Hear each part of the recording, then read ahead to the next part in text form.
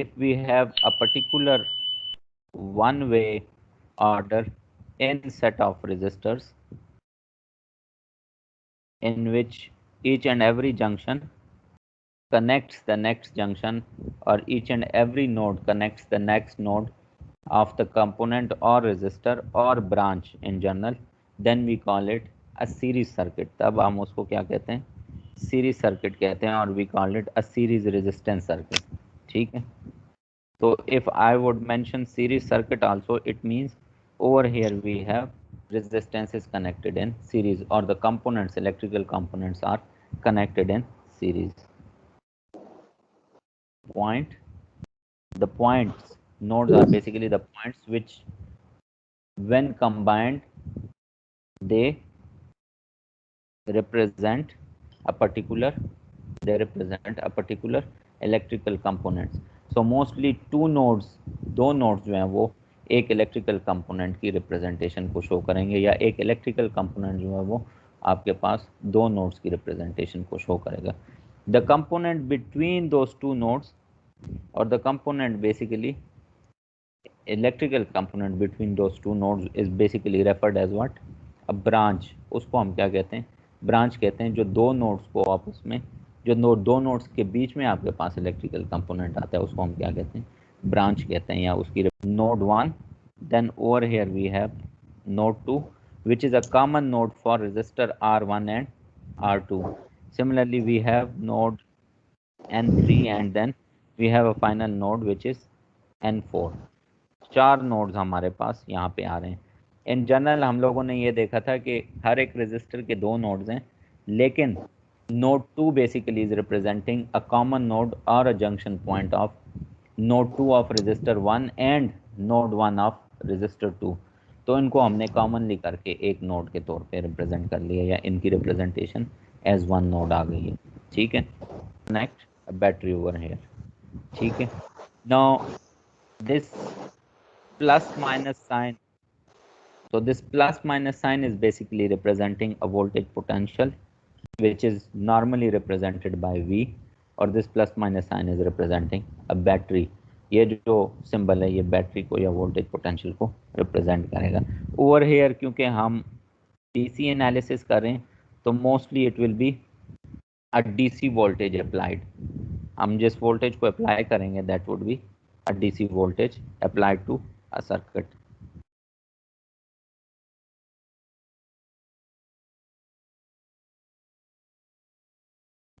ठीक हो गया.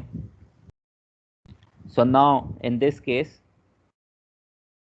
we have three resistors R1, R2 and R3.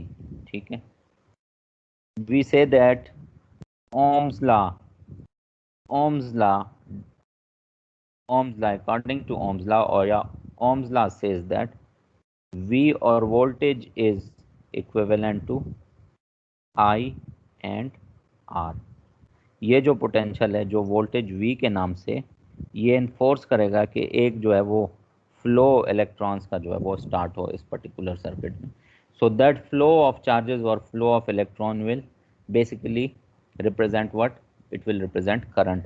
So it will be in this particular direction. Let me change the color. It will start from this point and it will be in this particular direction, start moving in this particular direction, represented by current I. ठीक है. I की form में हम उसको represent करेंगे, और it's basically the current notation in an electrical circuit. Current का अगर हम देखें तो current will start from V, from this positive terminal, and it will complete it's loop in this way. इस लूप को जो है अपने इस वे में कंप्लीट कर लेगा. इट मीन्स करंट जो है वो एक पर्टिकुलर लूप बना रही है, या एक पर्टिकुलर जो है वो पाथ को फॉलो कर रही है.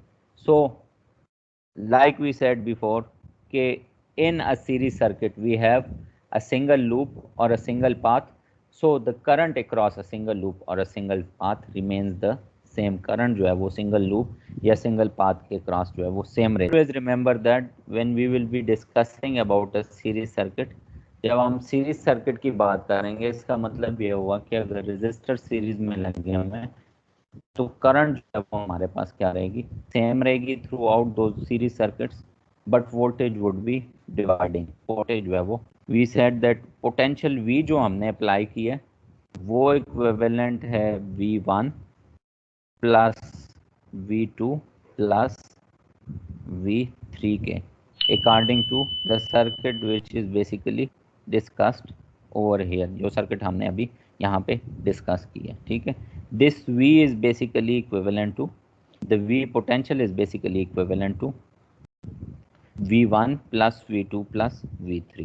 V is equivalent to IR1 plus IR2 plus IR। इस सर्किट को हम पर्टिकुलर वैल्यू दे रहे थे, हम ये कहते हैं कि वोल्टेज की वैल्यू जो हमने अप्लाई की थी, द अप्लाइड वोल्टेज और the battery was basically let's say 10 volts, वो जो है वो 10 वोल्ट्स आ रही थी।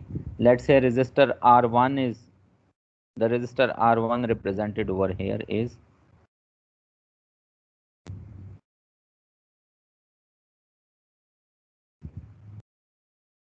the resistor R1 represented over here is let's say 1 kilo ohms, वो जो है उसकी वैल्यू हमारे पास क्या आ रही है, 1 किलो ओम आ रही है।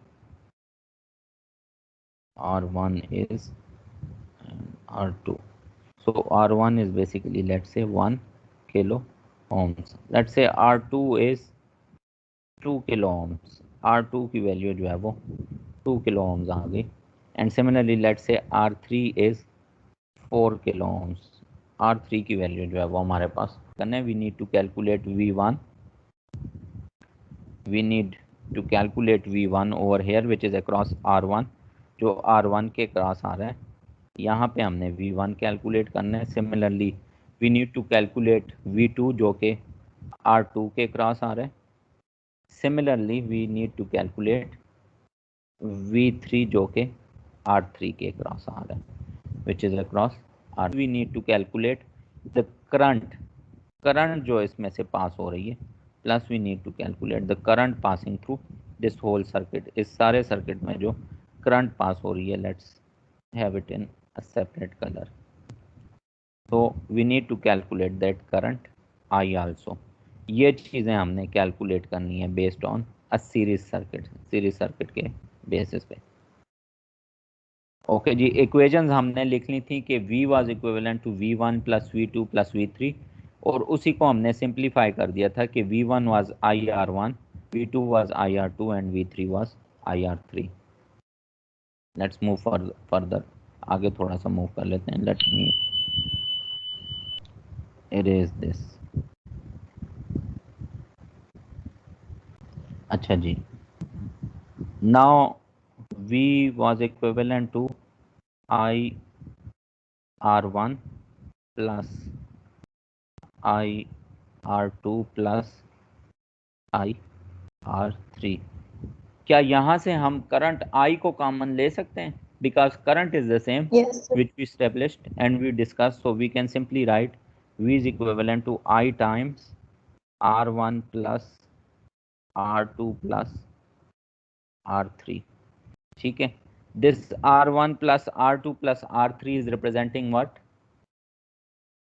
R equivalent, R equivalent को represent कर रहा है, and that R equivalent means resistance, equivalent resistance in series, ठीक है। तो वही फार्मूला, वही कॉन्सेप्ट जो है वो यूज हो रहा है over here which we used in lab 2, जिसको हमने लैब 2 में यूज किया था या लैब 2 में डेवलप किया था। यहाँ तक बात क्लियर है? हाँ जी sir. Okay, let's move further, let's move further and get the value of current. Current की वैल्यू जो है वो हम फाइंड आउट कर लेते हैं। Now V was equivalent to I times R1 plus R2 plus R3, and we know R1 is 1 kilo ohms, R2 is 2 kilo ohms and R3 is 4 kilo ohms. So R equivalent is how much? R equivalent is 7 kilo ohms. V is equivalent to I times 7 kilo ohms.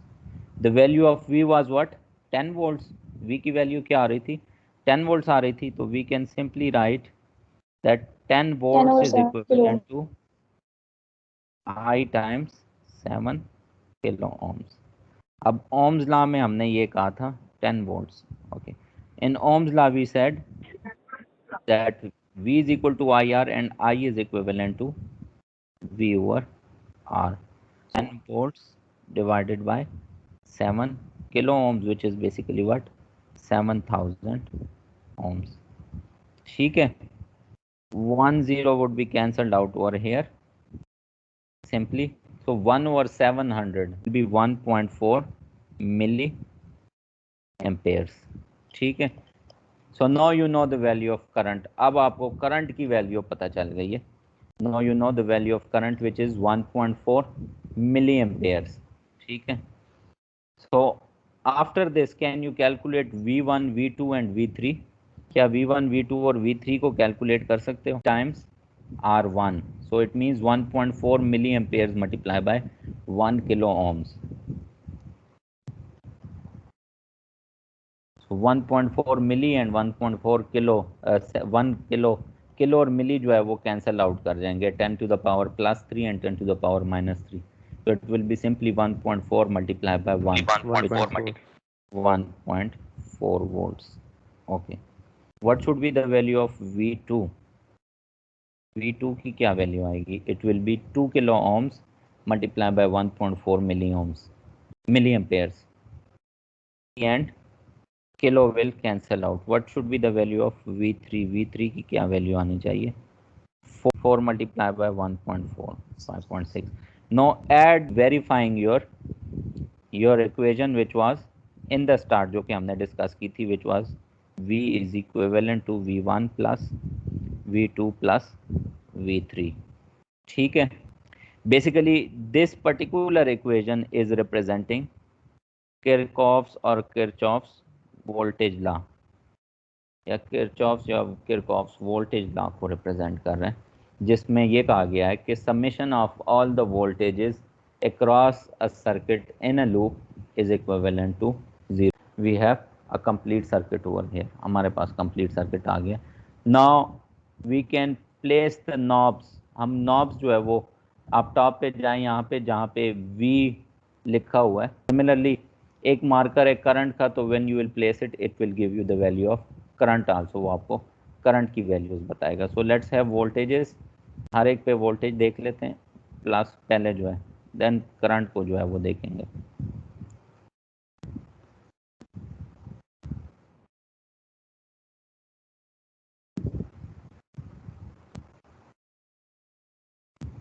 पे जो पहली voltage आ रही है that is 8.571. This 8.571 means के 10 minus 8.571, it means के 8.571 voltage यहाँ पे रह गई है. बाकी वोल्टेज क्या हो गई? ड्रॉप हो गई है. बाकी वोल्टेज जो है वो R1 के क्रॉस आ रही है.